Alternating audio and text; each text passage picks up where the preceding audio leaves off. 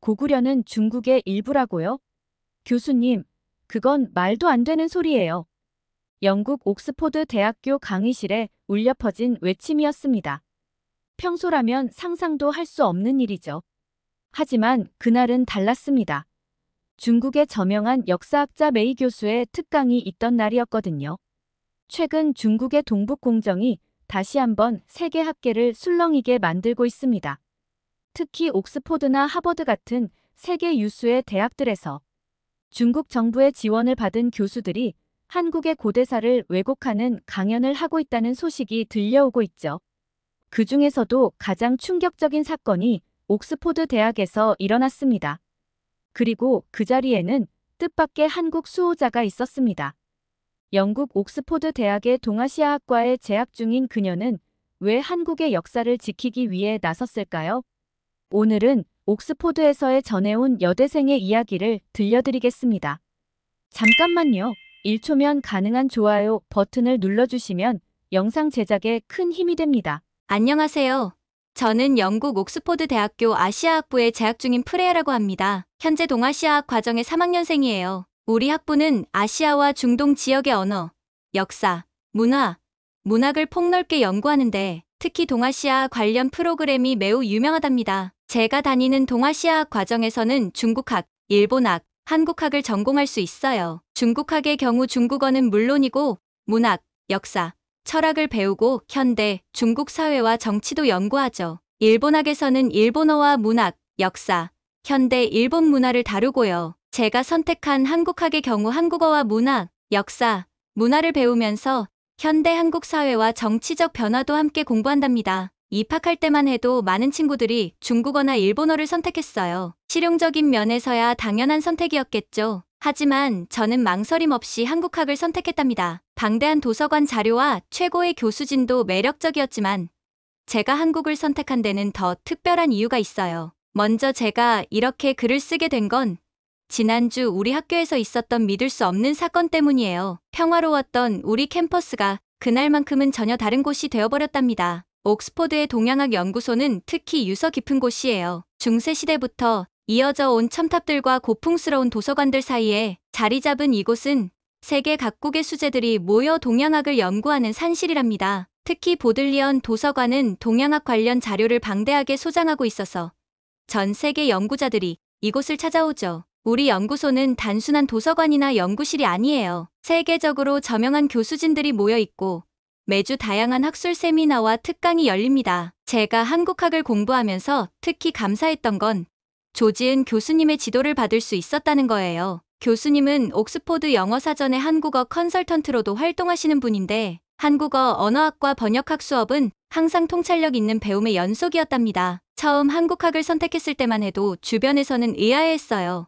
대부분의 학생들이 실용적인 이유로 중국학이나 일본학을 선택하는데 왜 하필 한국학이냐고요. 하지만 저에게 한국은 그저 연구 대상이 아닌 마음 깊은 곳에서 울리는 특별한 의미가 있었답니다. 돌아가신 할아버지 덕분이었죠. 제가 옥스포드에 입학했을 때 동양학 연구소의 도서관에서 한국전쟁 관련 BBC 관련 자료들을 살펴보게 됐어요. 그곳에는 1950년대 한국의 모습을 생생하게 담은 기사들이 가득했는데 전쟁의 참상을 용기 있게 기록한 특파원들의 보도 자료를 보며 할아버지의 이야기가 더욱 가슴에 와닿았답니다. 제 할아버지는 한국전쟁 당시 BBC 한국 특파원으로 활동하셨어요. 당시 BBC는 한국전쟁 보도를 위해 여러 특파원들을 파견했는데 그중 한 분이 제 할아버지셨죠. 많은 서구 언론인들이 전장의 위험을 피해 일본에 머물렀지만 할아버지는 다르셨어요. 실제로 BBC 자료실에는 그 시기 한국전쟁 관련 기록들이 잘 보관되어 있는데 할아버지께서 현장에서 직접 작성하신 전쟁 취재 기사들이 상당 부분을 차지한답니다. 특히 할아버지는 부산, 대구 등 후방에서 피난민들의 생활상을 주로 취재하셨어요. 전쟁의 비극 속에서도 결코 희망을 잃지 않았던 한국인들의 모습이 담긴 다큐멘터리는 지금도 BBC 아카이브에서 높은 평가를 받고 있답니다. 이 다큐멘터리는 제가 한국학을 전공하게 된 결정적인 계기가 되었죠. 저는 어릴 때부터 할아버지의 서재에서 많은 시간을 보냈어요. 할아버지는 은퇴하신 후에도 한국의 발전상을 꾸준히 연구하시면서 관련 자료들을 모으셨거든요. 책장마다 가득했던 한국 관련 자료들, 전쟁 사진들, 그리고 그 후 한국이 이룬 놀라운 경제 발전에 대한 기록들까지 할아버지는 늘 말씀하셨죠. 이렇게 짧은 시간에 전쟁의 폐허에서 일어선 나라는 역사상 유례가 없다고요. 옥스포드 동양학 연구소에서 공부하면서 저는 한국의 고대사에 특히 관심을 가지게 됐어요. 처음에는 단순히 할아버지의 영향으로 한국학을 선택했지만 공부하면 할수록 더욱 매료되었답니다. 특히 고구려 벽화나 고분 유적들을 연구하면서 그들의 놀라운 예술성과 문화적 독창성에 깊은 인상을 받았어요. 우리 연구소의 특강은 보통 차분한 학술 토론의 장이 되곤 해요. 서로 다른 의견이 있더라도 항상 존중하며 이성적인 토론이 이루어졌죠. 저는 이곳에서 3년째 공부하면서 단 한 번도 학문적 논쟁이 감정 싸움으로 번진 것을 본 적이 없었어요. 그러던 지난주 수요일, 학과 게시판에 중국의 저명한 메이 교수 특강 공지가 올라왔어요. 동아시아 고대사의 새로운 해석이라는 제목이었죠. 평소 같았다면 그저 흥미로운 학술 강연 중 하나였겠지만 그날은 뭔가 분위기가 심상치 않았어요. 강연 당일 강의실은 이미 수많은 학생들로 가득 차 있었어요. 특히 평소보다 훨씬 많은 중국 유학생들이 모여 있었고 공기는 이상하리만치 무거웠답니다. 그때만 해도 저는 몰랐어요. 제 인생에서 가장 잊지 못할 순간이 다가오고 있다는 것을요. 메이 교수의 특강은 2002년부터 2007년까지 진행된 동북공정의 결과를 다루는 내용이었어요. 강의실은 이미 학생들로 가득 찼고 저는 평소처럼 앞줄의 자리를 잡았답니다. 오늘은 동아시아 고대사 연구의 새로운 성과를 여러분과 공유하고자 합니다. 메이 교수는 먼저 삼국지, 구당서, 신당서 등 중국의 정사들을 언급하기 시작했어요. 초반에는 일반적인 역사서의 기록을 설명하는 수준이었죠. 하지만 곧 강의의 방향이 달라졌습니다. 고구려는 한나라 시기부터 중국 9년에서 시작되었고 수당 시기까지 중국의 지방정권이었음이 사료를 통해 증명됩니다. 그들은 중국 황제의 책봉을 받았고 중국의 관직 체계를 사용했죠. 순간 제 손이 떨렸어요. 이것은 명백한 역사 왜곡이었으니까요. 고구려는 313년 낙랑군을 축출하고 독자적인 왕호를 사용했으며 수당의 침략에 맞서 싸운 자주적인 국가였어요. 특히 주목할 것은 고구려 문화유산의 성격입니다. 2004년 유네스코 세계문화유산으로 등재된 고구려 고분군도 사실은 중국 문화의 영향 아래 만들어진 것이죠. 이 말에 강의실이 술렁였어요. 저는 떨리는 손으로 노트북을 열고 고구려 고분벽화 자료를 찾았습니다. 지난 학기 제가 연구했던 고구려만의 독특한 무덤 양식과 벽화 특징들이 화면에 떴어요. 고구려 고분벽화는 사신도와 같은 독특한 도상 체계를 가지고 있으며 이는 중국과는 다른 독자적인 예술 양식입니다. 제가 조심스럽게 손을 들어 발언을 시작하자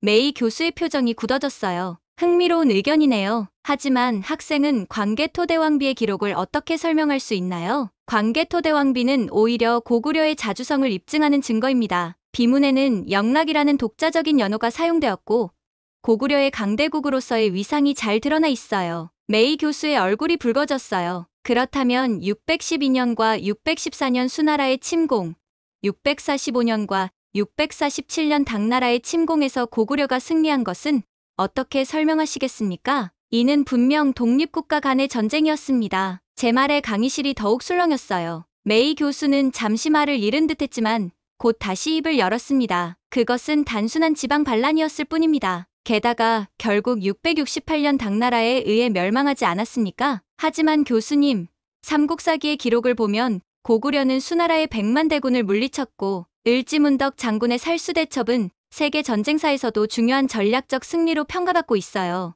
이것이 단순한 지방 반란이었다면 어떻게 당시 세계 최강대국이었던 수하당의 공격을 막아낼 수 있었을까요? 강의실에서 작은 탄성이 들렸어요. 일부 서양 학생들이 고개를 끄덕이는 게 보였죠. 더구나 고구려 고분군이 2004년 유네스코 세계문화유산으로 등재될 때 고구려만의 독특한 문화적 특징이 높이 평가받았습니다. 쌍영총과 강서대묘의 사신도는 중국 미술과는 완전히 다른 독자적인 양식을 보여주고 있어요. 메이 교수는 점점 더 초조해 보였습니다. 그런데 왜 고구려 유민들의 대부분이 당으로 이주했죠? 이것은 그들이 스스로를 중국인으로 여겼다는 증거 아닙니까? 그것은 사실이 아닙니다. 대부분의 고구려 유민들은 신라나 발해로 이동했어요. 당으로 간 사람들은 소수였고 그마저도 강제 이주였다는 기록이 남아 있습니다. 메이 교수의 얼굴이 점점 더 붉어졌어요. 그는 갑자기 프레젠테이션 자료를 넘기며 말했습니다. 학생, 당신은 왜 이렇게 중국의 역사를 부정하려 하나요?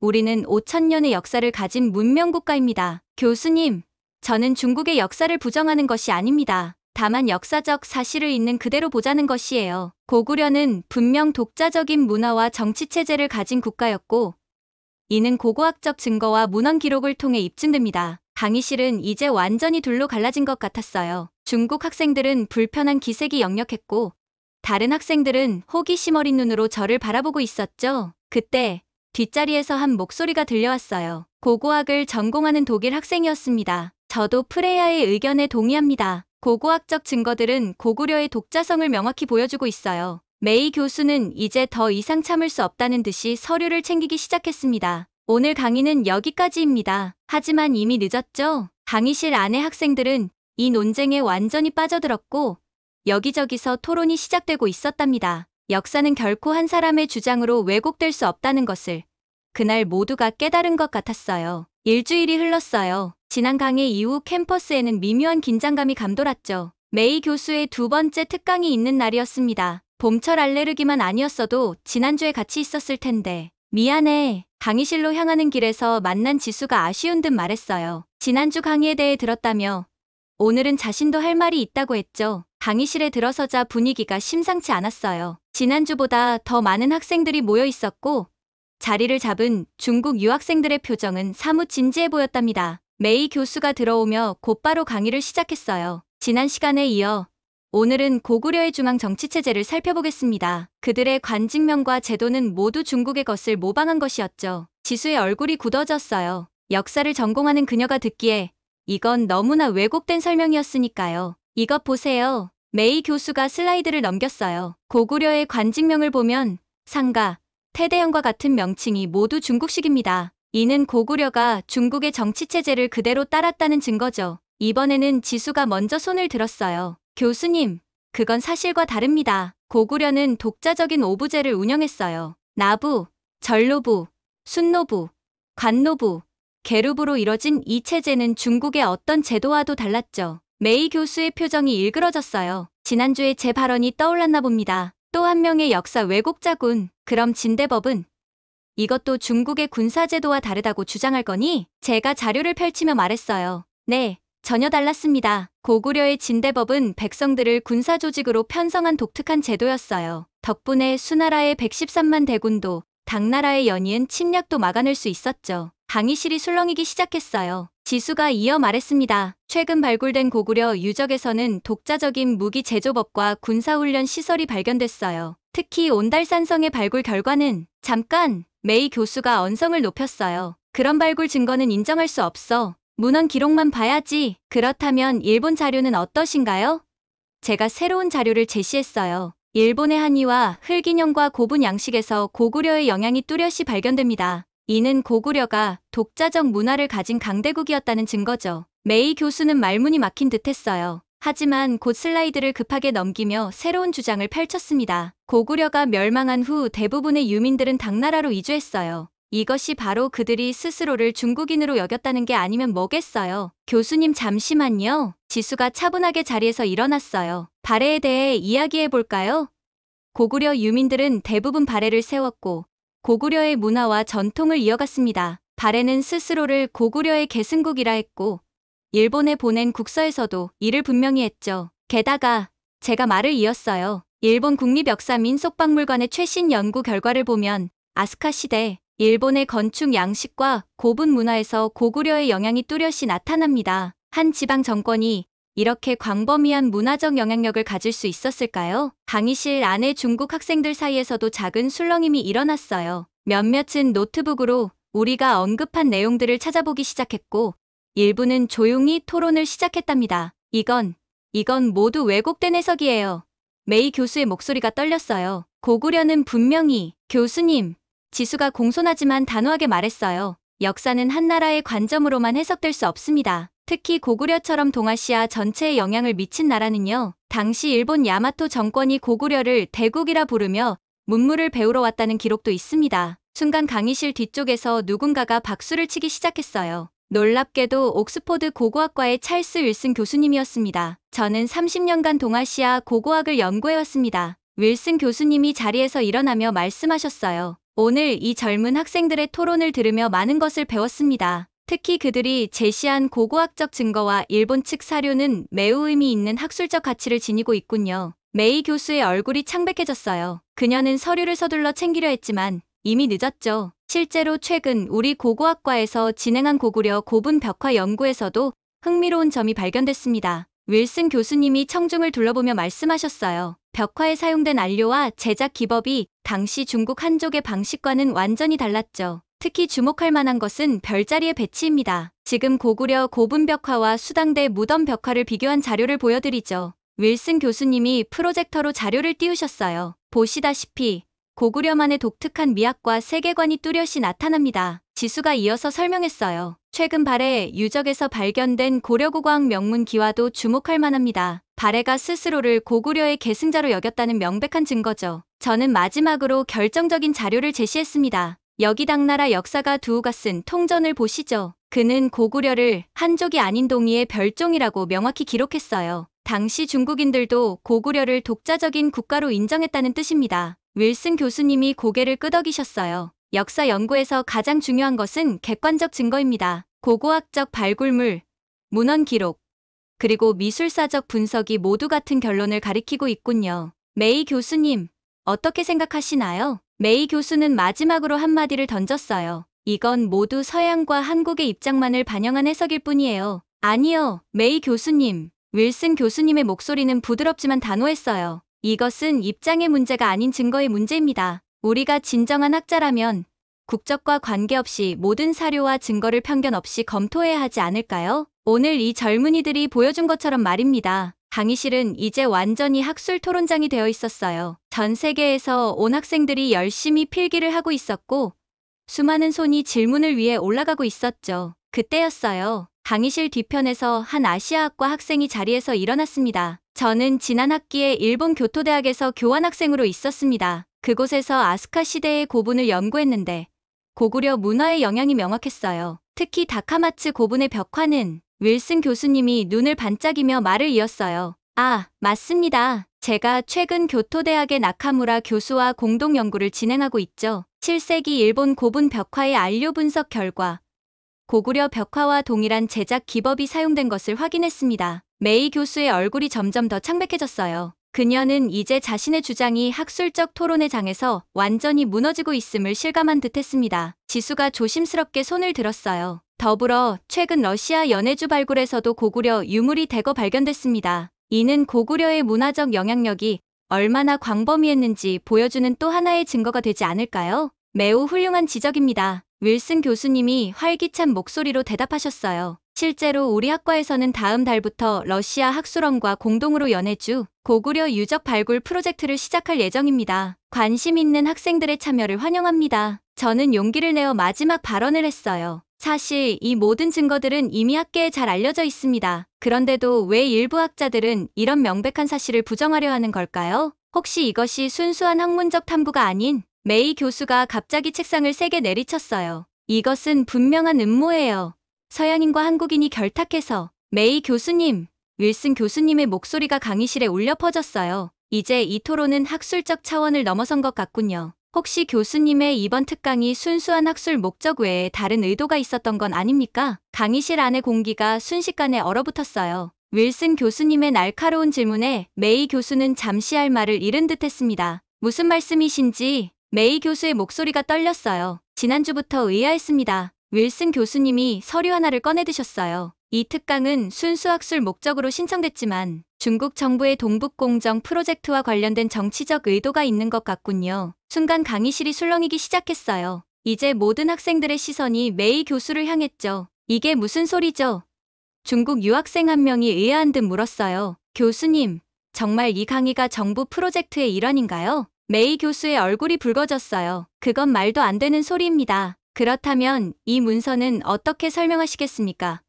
윌슨 교수님이 프로젝터로 새로운 자료를 보여주셨어요. 거기에는 메이 교수가 동북공정 프로젝트의 해외 홍보 책임자로 임명됐다는 내용이 적혀 있었죠. 강의실이 순식간에 소란스러워졌어요. 중국 유학생들 사이에서도 동요가 일어났고 몇몇은 실망한 표정으로 자리를 떠나기 시작했습니다. 잠깐만요.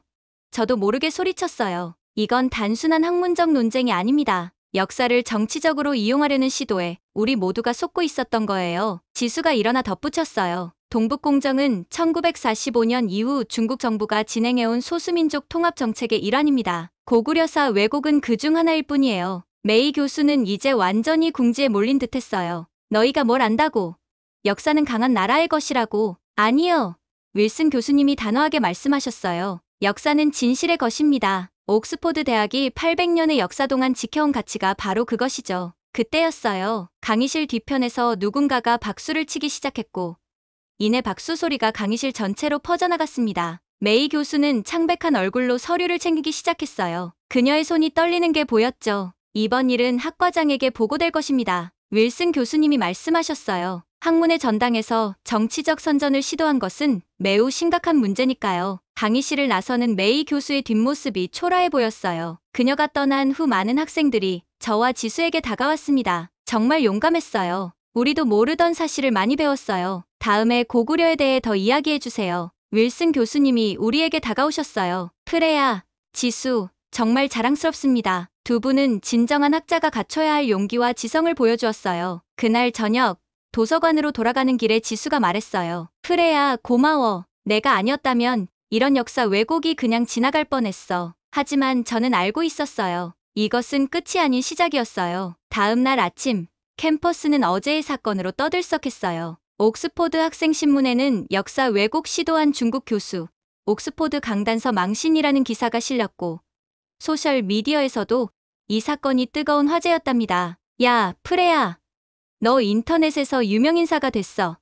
기숙사 라운지에서 룸메이트가 휴대폰을 보여줬어요. 중국 SNS 웨이보에 제 얼굴이 찍힌 사진이 돌아다니고 있었죠. 하지만 달린 댓글들은 전혀 좋지 않았어요. 서양인이 감히 중국의 역사를 논하다니. 이건 분명 한국과 결탁한 음모야.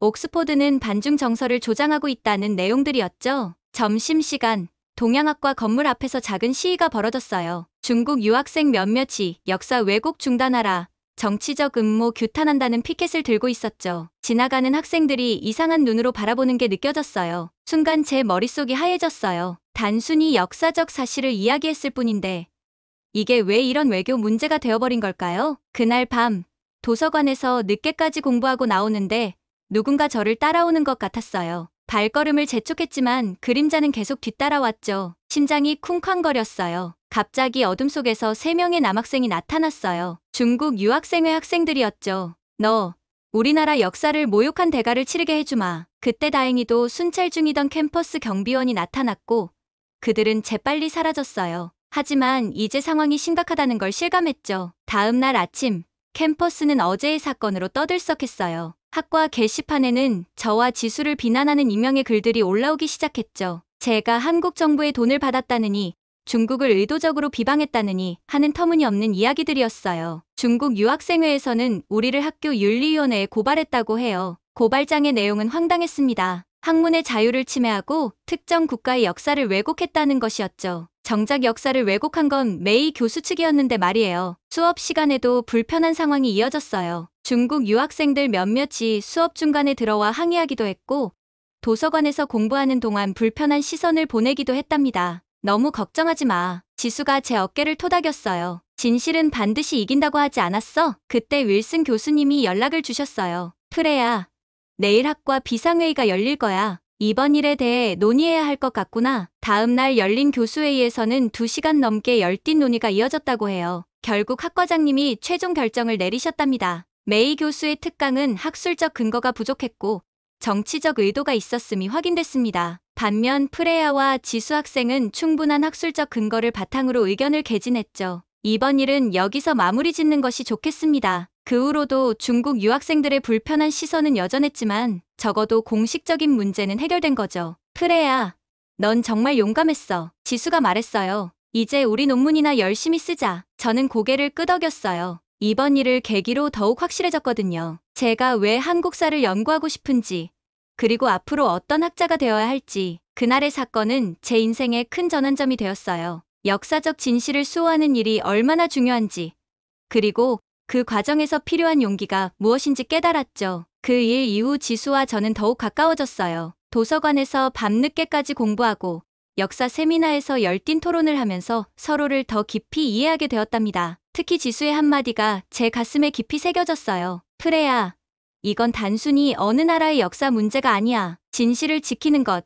그게 바로 역사를 공부하는 우리들의 사명이야. 윌슨 교수님도 늘 강조하셨죠. 역사는 승자의 기록이 아니라 진실의 기록이어야 한다고요. 이제 저는 더욱 분명한 목표가 생겼어요. 내년에 한국에 있는 대학교로 교환학생을 신청해서 앞으로도 계속해서 한국 고대사를 연구하고 싶습니다. 진실은 결코 영원히 감춰질 수 없다는 걸 그날 우리 모두가 깨달았던 것 같아요. 오늘 사연은 여기까지입니다. 옥스포드 대학에서 고구려 역사를 지켜낸 영국 학생 프레야의 이야기 어떠셨나요? 역사는 한 나라의 것이 아닌 인류의 공동 자산이라는 말처럼 진실을 위해 용기 있게 목소리를 낸 외국인 학생의 모습에서 많은 것을 느낄 수 있었습니다. 특히 고구려의 독자성과 문화적 우수성이 세계 유수의 대학에서도 인정받고 있다는 사실이 자랑스럽네요. 여러분은 우리의 역사를 바라보는 외국인들의 시선에 대해 어떻게 생각하시나요? 또 우리의 역사를 세계에 알리기 위해 어떤 노력이 필요할까요? 댓글로 여러분의 의견을 자유롭게 남겨주세요. 감동 뭉클에서는 여러분의 소중한 마음을 모아 사연 주인공들에게 전해드리고 있습니다. 여러분 주변에 감동적이거나 재미있는 실제 사연들을 제보받고 있으니 언제든 저희 공식 메일로 제보해주세요. 여러분이 보내주신 사연이 다음 영상의 주인공이 될 수 있습니다. 오늘 들려드린 사연이 마음에 드셨다면 구독과 좋아요 눌러주시고 주변 분들과도 공유해주세요. 여러분의 작은 관심과 응원이 더욱 좋은 콘텐츠를 만드는데 큰 힘이 됩니다. 이상 감동 뭉클이었습니다. 끝까지 시청해주셔서 감사합니다. 다음에 더 감동적인 사연으로 찾아뵙겠습니다.